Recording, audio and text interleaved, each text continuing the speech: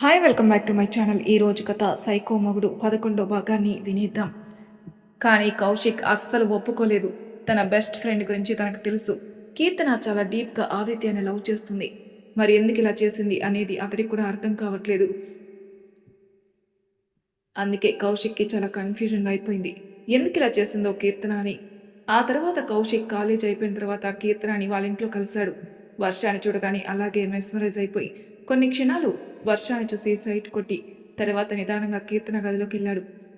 కౌశిక్ లోపల వచ్చేసరికి కీర్తన చాలా బిజీగా ఉంది. ఆమె వైపే చూస్తూ, ఏం చేశావు ఈరోజు నువ్వు, అసలు అర్థమవుతుందా అన్నాడు. ఈ మాటకి కీర్తన కన్ఫ్యూజ్ అయి అతడి వైపే చూసింది. ఏం చేశాను నేను అంటూ. కీర్తన, పిచ్చి పిచ్చిగా మాట్లాడుకు. ఈరోజు నీకు ఆదిత్య ప్రపోజ్ చేస్తే నువ్వు పూర్తిగా తనని రిజెక్ట్ చేశావు. చూడు, అది అస్సలు మంచిది కాదు. ఏం చేశావు నువ్వు? నీకు తెలుసు కదా ప్రేమిస్తున్నాడని.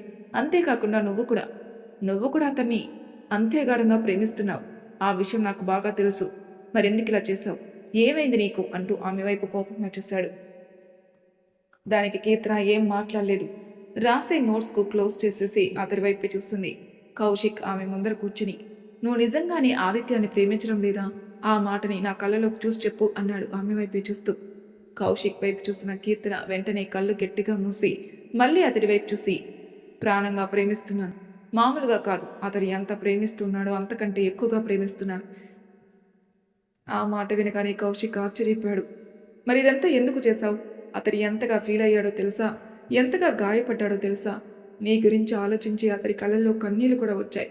ప్రేమిస్తే తనకు చెప్పొచ్చు కదా, వాడు హ్యాపీగా ఫీల్ అవుతాడు. ఇదేం శాడిజం నీకు అన్నాడు అతడు. కౌశిక్, నీకు తెలుసు కదా, నాకు ఈ కొట్లాట్లు గొడవలంటే అస్సలు నచ్చవు.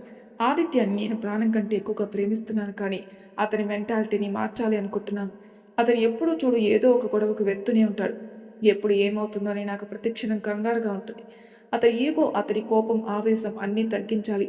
అతడు పూర్తిగా మారాలి. అలా మారితే నాకు చాలా సంతోషంగా ఉంటుంది. అతన్ని మార్చాలంటే ప్రేమ అనే ఒకే ఒక ఆయుధం, దానితోనే అతడు మారుతాడనిపించింది. అందుకని అన్నాడు కౌశిక్ అర్థం కాకుండా. అందుకనే నేను ఈ నిర్ణయం తీసుకున్నాను. అతన్ని ప్రేమించి కూడా ప్రేమించడం లేదని చెప్పాను.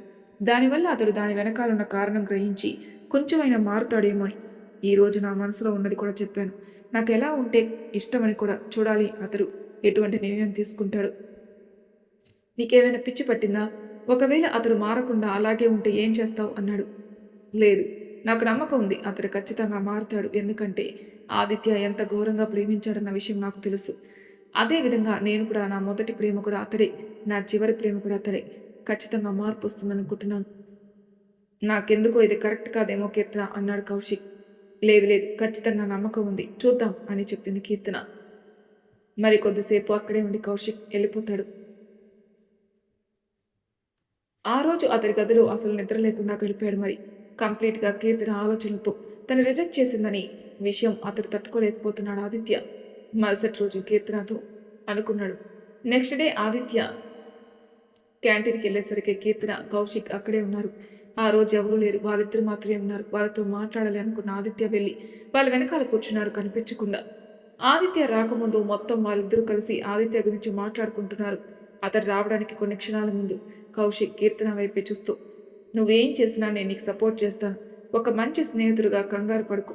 ఇద్దరూ కలిసి ఆదిత్యని మంచివాడిగా మారుతాం అన్నాడు నవ్వుతూ. Thank you Kaushik, thank you so much, I love you అని చెప్పింది. కౌశిక్ కూడా నవ్వి లవ్ యూ టూ అని చెప్పాడు.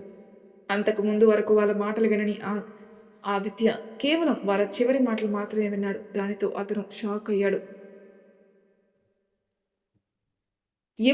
ఎప్పుడు కూడా ఊహించలేదు కౌశిక్, కీర్తన ఇలా ప్రేమలో ఉంటారని. వాళ్ళిద్దరు బెస్ట్ ఫ్రెండ్స్ అని మాత్రమే నమ్మాడు ఇంతవరకు. దాంతో ఇప్పుడు పూర్తిగా షాక్ అయిపోయి ఏం చేయాలో అర్థం కాలేదు. కొన్ని విషయాల వరకు కంప్లీట్గా అతను డిప్రెషన్లోకి వెళ్ళిపోయాడు. తన ప్రాణం కంటే ఎక్కువగా ప్రేమించాడు కీర్తనని. ఇంకొక విషయం, ఆదిత్య కంప్లీట్గా కౌశిక్ తప్పుగా అనుకున్నాడు. తను కీర్తన విషయం చెప్పినా కూడా అస్సలు వినకుండా కీర్తనని ఎలా లవ్ చేస్తాడని చెప్పి కౌశిక్ మోసం చేశాడని బాగా ఫిక్స్ అయిపోయాడు. కౌశిక్ మీద లేని కోపాన్ని పెంచుకున్నాడు. అదే క్షణంలో కీర్తన కూడా అతనికి డబ్బుంది కాబట్టి ప్రేమించింది, తన దగ్గర లేదు కాబట్టి తను వదిలేసింది అనేటువంటి ఒక ఒపీనియన్ పెంచుకున్నాడు.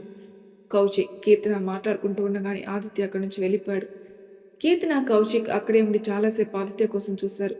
ఆదిత్య ఇంటికి రాకపోవడంతో అతడు బిజీగా ఉన్నాడనుకుని మరొక్కసారి కీర్తనకి వార్నింగ్ ఇచ్చాడు కౌశిక్. జాగ్రత్త, నువ్వు చేయబడిన చేసేటువంటి ఆ పని అతడికి మనసు విరిగిపోతే మళ్ళీ కష్టం చూడు అని వార్నింగ్ కూడా ఇస్తాడు.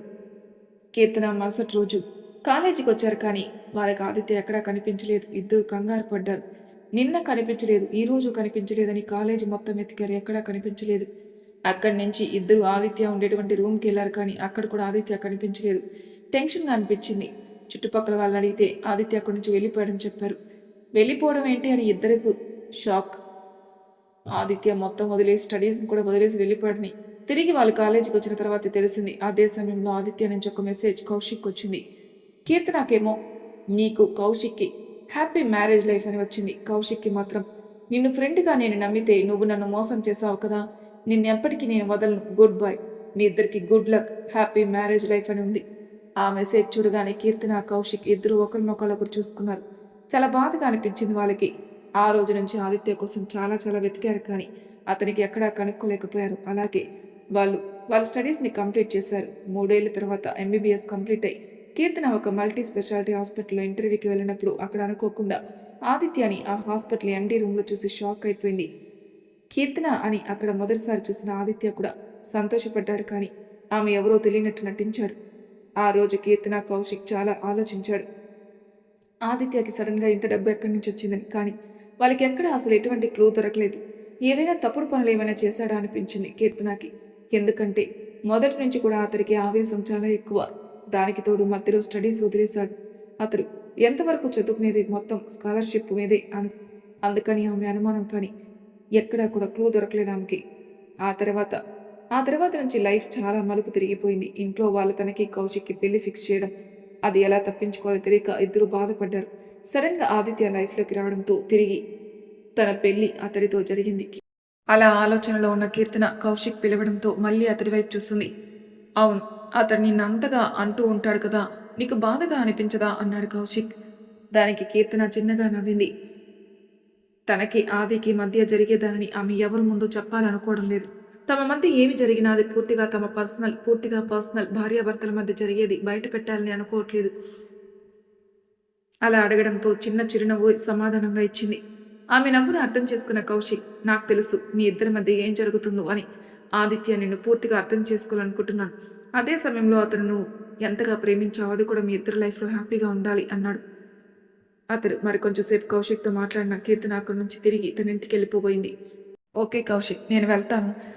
ఆదిత్య వచ్చే టైం అయింది, లేకపోతే మళ్ళీ అనవసరంగా ప్రాబ్లం అయిపోతుందంటూ లేచి నిలబడి హ్యాండ్ బ్యాగ్ తీసుకుని ఆదిత్య అన్నాడు. అలాగే ఆశ్చర్యంతో ఏంటి అన్నట్టు చూసింది కీర్తన.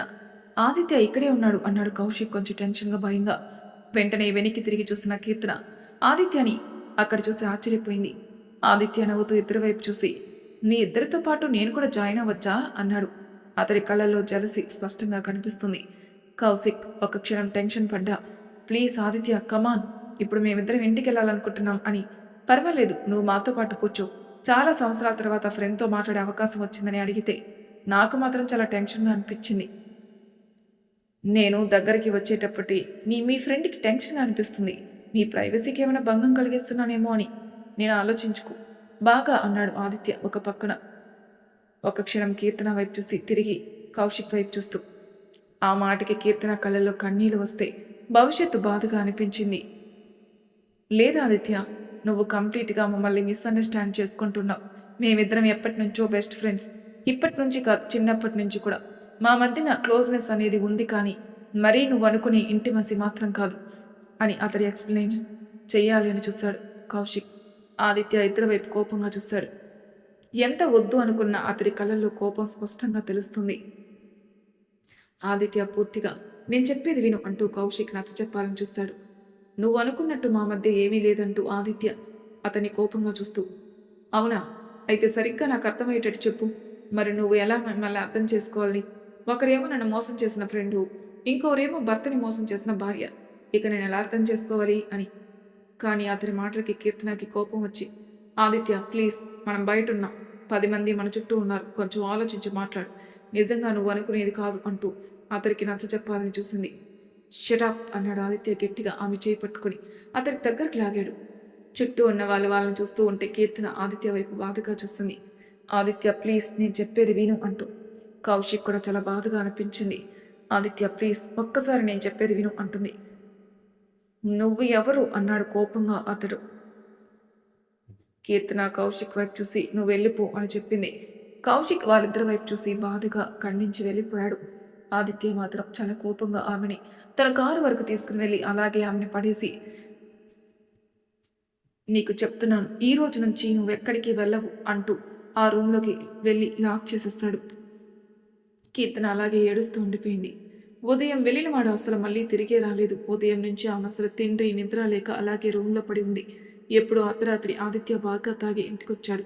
వచ్చిన వెంటనే ఆమె రూమ్ డోర్ ఓపెన్ చేసి లోపలున్న ఆమె చేయి పట్టుకుని అలాగే లాగుతూ తన బెడ్రూమ్లోకి తీసుకుని వచ్చి పడేశాడు. ఉదయం నుంచి తిండి లేకపోవడంతో ఆమె చాలా నీరసం అయిపోయింది. ఇప్పుడు అలా పడేయడంతో అలాగే నేల మీద పడిపోయింది. దెబ్బ తలిగి నొప్పిగా అనిపించి గట్టిగా అరిచింది అబ్బా అంటూ. ఆదిత్య నిదానంగా ఆమె ముందర కూర్చుని, ఎంతకీ నన్ను ఏం చేయాలనుకుంటున్నావు? ఏం ప్లాన్ వేశావు నువ్వు నీ ఎక్స్ లవర్ కలిపి? నన్ను చంపేద్దామని ఈ ఆస్తిని కొట్టేద్దామని అనుకుంటున్నావా చెప్పు అన్నాడు. కీర్తన అర్థం కాక ఏడుస్తూ అతడి వైపే చూస్తుంది. ఏం పిచ్చి పిచ్చిగా మాట్లాడుతున్నావు ఆదిత్య? అసలు ప్లాన్ ఏంటి నాకేం అర్థం కావడం అంది. ఆదిత్య గట్టిగా ఆమెని అలాగే గొంతు పట్టుకున్నాడు. అనవసరంగా డ్రామాలు చేయకు. నువ్వు ప్రతిసారి ఆ కౌశిక్ని ఎందుకు కలుస్తున్నావు? నీకు తెలీదా వాడంటే నాకు ఇష్టం లేదని? నీకు చాలాసార్లు చెప్పాను ఆదిత్య. నువ్వు నా ఆర్డర్స్ ఫాలో కావాలని, లేకపోతే నేను నీకు పనిష్మెంట్ ఇస్తానని. నువ్వేం చేసావు? నాకు ఇష్టం లేని వ్యక్తినే కలిసావు, అది కూడా ఎన్నోసార్లు, నేను చెప్పినా వినకుండా. అంటే నీకు ధైర్యం బాగా పెరిగిపోయింది. దానికి తగ్గ పనిష్మెంట్ ఇవ్వాలి కదా. ఈ ఆదిత్యాన్ని మోసం చేయాలనుకుంటే ఎలా ఉంటుందో ఈరోజు నేను చూపిస్తానంటూ ఇంకా గట్టిగా ఆమె గొంతు పట్టుకున్నాడు. కీర్తన ఊపిరి రావడం లేదు. ఆదిత్య ప్లీజ్ నేను చెప్పేది విను. నువ్వు అనుకున్నట్టు అక్కడ ఏమీ కాదు అంటూ అతనికి నచ్చజెప్పాలని చూసింది. కానీ ఆదిత్య అసలు వినే స్థితిలో లేదు. ఆమె వైపు చూస్తూ గట్టిగా చెంపకేసి కొట్టాడు. నేను ప్రేమిస్తున్నప్పుడు నన్ను వద్దు అనుకుని వాడికి ఐ లవ్ యూ చెప్పి, ఇప్పుడు నేను తాళి కట్టిన తర్వాత నన్ను వదిలేసి మళ్ళీ వాడి పక్కన కూర్చొని నిన్ను నేను ఏమనుకోవాలి అని అంటాడు. కీర్తన ఏడుస్తూ అతడి వైపే చూస్తుంది. ప్లీజ్ ఆదిత్య నా మాట విను అంటూ కష్టంగా అతడికి చెప్పాలని చూస్తూ ఉంది. అతని చేతి వేలు స్పష్టంగా ఆమె చెంప మీద కనపడుతూ ఉంటే ఆదిత్య అలాగే ఆమె వెనకాల జుట్టు పట్టుకుని, నువ్వు కాదు, ఈరోజు నేను చెప్తాను నువ్వు విను. ఈ రోజు నుంచి నేను పూర్తిగా భర్తని, నా అధికారాన్ని వినియోగించుకుంటాను. ఇంతవరకు నేను ముట్టుకోలేదు కదా, ఎందుకులే నిన్ను ఇబ్బంది పెట్టడం అనుకున్నాను. కానీ నిన్ను ఇలాగే వదిలేస్తే నువ్వు ఇంకోసారి నన్ను మోసం చేస్తావు. నాకు ఈ రోజు నువ్వు పూర్తిగా కావాలి. నీ భర్తగా నిన్ను పూర్తిగా సొంతం చేసుకునే హక్కు నాకుంది అంటూ ఆమె వైపు చూస్తూ భుజం దగ్గరే ఉన్న పిన్ విసిరేగా లాగేశాడు. బ్లౌజ్ కూడా చినిగిపోయింది. ఆమె చీర పట్టి లాగేశాడు. ఆమెకు చాలా కష్టంగా ఉంది. కళ్ళలో నుంచి ఏడుపు వస్తుంది. ఆదిత్య ప్లీజ్ అంటుంది. అలాగే జుట్టు పట్టుకున్నాడు గట్టిగా ఒక చేత్తో. ఆమెకి ఊపిరా కూడా ఆడడం లేదు. అతడు ఎంత తాగేస్తున్నాడంటే ఆమె స్థితి ఏమీ అక్కడికి అతనికి కనిపించడం లేదు. కీర్తన కొంచెం గట్టిగా అతని చేతిలో నుండి తనని తాను విడిపించుకుంది. ఆదిత్య ప్లీజ్ అని తనని తాను తప్పించుకునే క్రమంలో ఆమె గోడకు కొట్టుకుంది. అంతే, అలాగే కిందికి జారిపోయింది. ఆమెను అలా చూడగానే అది తప్పు ఇంటెన్షన్గా అనిపించింది. వెంటనే అక్కడికి స్పృహలో వచ్చినట్టు అయింది పరిస్థితి. కీర్తన నిదానంగా స్పృహ తప్పి అలాగే పడిపోయింది. ఆమె రక్తం చూడగానే అతనికి ఎక్కలేని భయం, బాధ అన్నీ వచ్చేశాయి. వెంటనే కీర్తన దగ్గరగా వచ్చి ఆమె చెంపల మీద చేతులు వేసి తడిమాడు. ఆమె దగ్గర నుంచి ఎటువంటి సౌండ్ రాలేదు. వెంటనే ఆమెను తీసుకుని వెళ్ళి బెడ్ మీద పడుకోబెట్టి టెన్షన్గా భయంగా ఆమె వైపే చూస్తూ ఫస్ట్ ఎయిడ్ బాక్స్ తీసుకుని వచ్చి డ్రెస్సింగ్ చేశాడు. పూర్తిగా స్పృహలోకి రాలేదామె. అతనికి ఎందుకు కళ్ళలో ఏడుపు వస్తుంది. కీర్తన ప్లీజ్, నేను చిన్నగా భయపడదామని అనుకున్నాను, కావాలని కాదు ప్లీజ్ అంటూ ఆమె వైపు చూస్తూ ఉన్నాడు అతను. అంతవరకు కళ్ళు మూసుకున్న కీర్తన అతను అన్నదానికి తెలియకుండానే మనసు అలాగే నిండిపోయింది. కానీ కళ్ళు తెరవలేదు. అలాగే కళ్ళు మూసుకొని ఆ పెయిన్కి ఎప్పుడో నిద్రపోయింది కూడా తెలియదు. మార్నింగ్ నిదానంగా కీర్తన కళ్ళు తెరిచి చూసింది. తలంతా చాలా బరువుగా నొప్పిగా అనిపించింది. గట్టిగా చేయి పట్టుకునేసరికి ఆమెకి బ్యాండేజ్ కనిపించింది. అలాగే కళ్ళు అస్సలు కదపలేకపోయింది. రాత్రి జరిగిన గొడవలో కాలు మెలిపడడం వల్ల అస్సలు కదలలేక నొప్పిగా అనిపించింది. ఇంతలో ఎవరో డోర్ ఓపెన్ చేసినట్టు అనిపించి అటువైపు చూసింది. ఎదురుగా ఆదిత్య. అతడి చేతిలో చాలా పెద్ద ట్రే ఉంది. అందులో ఫ్రూట్స్, పాలు ఇంకా బ్రేక్ఫాస్ట్ కూడా ఉన్నాయి. మౌనంగా తెచ్చి ఆమె ముందర పెట్టి ఫ్రెష్ అయ్యి వీటిని తిని టాబ్లెట్లు ఇస్తాను అని చెప్పాడు. కీర్తన ఏం మాట్లాడలేదు. నిదానంగా లేవాలని చూసింది. కానీ ఆమె వల్ల కాలేదు. ఆమె అవస్థను గమనించిన ఆదిత్య ఆమెను లేపి తన చేతుల్లో ఎత్తుకుని వాష్రూమ్ దగ్గర వదిలాడు. కీర్తన మాట్లాడకుండా అటువైపే చూస్తూ ఉంది. ఆదిత్య దగ్గరగా జరిగి ఆమెకి ఇవ్వాల్సిన మెడిసిన్స్ చూస్తూ ఆమె చేతుల్లో పెట్టి పాల గ్లాస్ ఆమె ఇంకో చేతిలో పెట్టి సారీ అన్నాడు. ఆమె వైపు అసలు చూడకుండా, నిజంగానే నీకు దెబ్బ తగులుతుందని నేను అస్సలు అనుకోలేదు. ఈ మెడిసిన్స్ వేసుకుని బ్రేక్ఫాస్ట్ చేసి రెస్ట్ తీసుకో. అసలు బెడ్ దిగద్దు. కాలికి చాలా ఇంజరీ అయింది, మెలిపడింది కాబట్టి టైం పడుతుంది. నీకు ఏదైనా కావాలంటే నన్ను పిలు అన్నాడు. కీర్తన ఇంకా అతడి వైపు చూస్తూనే ఉంది, ఏం మాట్లాడకుండా. ప్లీజ్ కీర్తన మాట్లాడు. నువ్వు అలా చూస్తూ ఉంటే నాకు చాలా గిల్టీగా ఉంది. I am sorry. నిన్న అలా నేను ప్రవర్తించాల్సిందే కాదు. ఎందుకో చాలా కోపం వచ్చింది, తాగిన్నాను కదా అందుకని. అయినా కీర్తన మాట్లాడలేదు. అతడి వైపు అలాగే చూస్తూ ఉంది కన్నీళ్లతో. ఐ ప్రామిస్, నేను ఇంకెప్పుడు తాగను. తొందరగా దీన్ని మానేస్తాను. ఈ క్షణం నుంచి మారడానికి ప్రయత్నిస్తాను. అయినా కూడా కీర్తన మాట్లాడలేదు. ఎందుకో ఆమెకి మనసులో చాలా ఫీలింగ్గా ఉంది, చాలా బాధగా. అతడు ప్రతి దానిని తనని నమ్మటం లేదని. కానీ ఆదిత్య మాత్రం ఆమె వైపే చూస్తూ ప్లీజ్ మెడిసిన్స్ వేసుకో అంటూ రిక్వెస్ట్ చేసి ఆ మెడిసిన్ వేసుకున్న తర్వాత తనకి దగ్గరుండి తినిపించాడు. ప్రతిసారి ఆమె నోరు తెరిచి అతడు ఏం పెట్టినా తినేసింది, కానీ ఏం మాట్లాడలేదు. కంప్లీట్ అయిన తర్వాత ఆదిత్య ఆమె వైపే చూస్తూ ప్రేమగా నుదుటిపైన ముద్దు పెట్టి జాగ్రత్త, నేను కంపెనీకి వెళ్తున్నానని అక్కడి నుంచి వెళ్ళిపోయాడు. కీర్తన అతడు వెళ్ళేంత వరకు అలాగే చూసి అప్పుడు ఏడ్చింది గట్టిగా అతడు బిహేవ్ చేసిన దానికి. ఎందుకు ఆదిత్య, ఎందుకు ఇలా చేస్తున్నావు? నీకు తెలియదా నేను నిన్ను ఎంత ప్రేమించానన్నది? ఎందుకు నీకు నమ్మకం లేదు అంటూ అతడు నిన్న చేసింది ఎందుకో చాలా కష్టంగా అనిపించింది మనసుకి. కానీ మెడిసిన్ వల్ల నిద్రపోయింది. కానీ మనసులో కూడా అదే ఆలోచనలు. అతడు ఎందుకు అలా ప్రవర్తిస్తున్నాడు? తనని ప్రేమించడం లేదా? తనపైన నమ్మకం లేదా? తనని అర్థం చేసుకోలేడా? ఇంకా తను ఏం చేయాలనేది కూడా ఆమె తెలియడం లేదు. కానీ దాని గురించి ఆలోచిస్తూ నిద్రపోయింది. ఆ తర్వాత మెలకు వచ్చినా కూడా నిన్నటి విషయమే గుర్తుకొస్తూనే ఉంది. ఎందుకో కీర్తనకి ఎంత వద్దు అనుకున్న కళ్ళల్లో నీళ్ళు వస్తూ ఉన్నాయి. అతడు ఎన్ని మాటలన్నా ఎంతగా చేసినా ఆమె అవన్నీ తనని బాధించడం లేదు. కానీ అతని ముందు నటిస్తుంది. కానీ నిజంగానే అతని మాటలు, అతని చేతలు, అతని ప్రవర్తన ఆమెను చాలా బాధ పెడుతున్నాయి. ఆ విషయం అతనికి ఎలా చెప్పాలో తెలియక మౌనంగా ఉండిపోతుంది. కాలు నొప్పిగా ఉన్నా అలాగే కిందికి వచ్చి ఆ ఇంట్లో ఉన్న పూజ గదిలోకి వెళ్ళి అలాగే కళ్ళు ఓపెన్ చేసి ఆయన దేవుడి వైపే చూస్తూ నిదానంగా 2 చేతులు జోడించి కళ్ళు మూసుకుంది. ప్లీజ్ నాకు హెల్ప్ చేయండి. నాకు ఇంకా వేరే దారి కనపడడం లేదు. నాకు నా భర్త నమ్మకం, ప్రేమ కావాలి. నాకు కౌశిక్కి పెళ్లి జరగబోతుందని మాత్రమే ఆదిత్యకి తెలుసు. కానీ ఆ పెళ్లి జరగడానికి కారణం అతనికి తెలియదు. దాని వెనకాల ఉన్న పరిస్థితులు అతనికి తెలియదు. మేమెంత నరకం అనుభవించి ఒకరికొకరు పెళ్లి చేసుకోవడానికి ఒప్పుకున్నాం, అది కూడా అతనికి తెలియదు. లేకపోతే ప్రేమించిన వాళ్ళని మేమెందుకు వదులుకోవడానికి సిద్ధపడతాం? వర్షాన్ని, కౌశిక్, ఆదిత్యాన్ని నేను ఎందుకు వదులుకోవాలనుకుంటాం? ప్లీజ్ నాకు హెల్ప్ చేయండి అంటూ అలాగే ప్రేయర్ చేసి నిదానంగా అలాగే వాళ్ళ గదిలోకి వెళ్ళిపోయి కూర్చుంది. ఏం చేయాలనేది అర్థం కాలేదు. ముందు కౌశిక్కి ఫోన్ చేయాలనిపించి వెంటనే కౌశిక్కి ఫోన్ చేసి ఆమె ఫోన్ వచ్చిన వెంటనే కౌశిక్ చాలా ఆతృతగా అడిగాడు, ఎలా ఉన్నావు? ఏమైంది? వెళ్ళినప్పటి నుంచి ఫోన్ చేయలేదు. చాలా టెన్షన్గా అనిపించింది. ఆదిత్య నిన్నేమైనా అన్నాడేమో అని అన్నాడు ఆతృతగా. ఎంత వద్దు అనుకున్న అతడి వాయిస్లో కంగారు కనిపిస్తుంది. కౌశిక్ కౌశిక్ లీజన్, నేను హ్యాపీగా ఉన్నాను, బాగున్నాను. నువ్వు టెన్షన్ పడకు. ఆదిత్య నన్ను ఏమీ అనలేదు సరేనా అంది చిన్నగా నవ్వి తన బాధను దాచిపెట్టడానికి ప్రయత్నిస్తూ. కానీ కౌశిక్ మాత్రం ఆమె నమ్మలేదు. నేను ఆదిత్య కళ్ళలో ఎంతో కోపం కనిపించింది తెలుసా? అతన్ని చూడగానే నాకు చాలా భయం వేసింది, నిన్నేమైనా చేస్తాడేమోని. కౌశిక్ నువ్వు మర్చిపోతున్నావు. ఆదిత్య నా భర్త. అతడు నా గురించి చాలా ఎక్కువగా ఆలోచిస్తాడు. So don't worry. దానితో కౌశిక్ ఏమనలేదు. ఎందుకు ఫోన్ చేశావు అంటూ అడిగాడు. కొన్ని నిమిషాల తర్వాత నువ్వు నన్ను పెళ్లి చేసుకోవడానికి మధ్య ఉన్న కారణం ఆదిత్యకి చెప్పాలనుకుంటూ ఉన్నాను. పూర్తిగా నిజం చెప్తే గాని ఆదిత్యకి ఉన్న అనుమానాలు తొలగి నిజం తెలుసుకుంటాడు అని చెప్తుంది. ఒకవేళ అతను మరింతగా నేను బాధ పెడితే, నేను మిస్అండర్స్టాండింగ్ చేసుకుంటే, నాకు తెలిసి ఇదంతా కరెక్ట్ టైం కాదేమో నిజం చెప్పడానికి అన్నాడు కౌశిక్. కీర్తన ఒక క్షణం ఆలోచించింది. మరి తర్వాయి భాగంలో ఏం జరుగుతుందో నెక్స్ట్ తెలుసుకుందాం. అంతవరకు మా ఛానల్ సబ్స్క్రైబ్ చేయని వాళ్ళు ప్లీజ్ సబ్స్క్రైబ్ చేసుకోండి, లైక్ చేసి షేర్ చేయండి, మీ అభిప్రాయాలు నా కామెంట్ రూమ్లో తెలియజేయండి. Thank you for listening.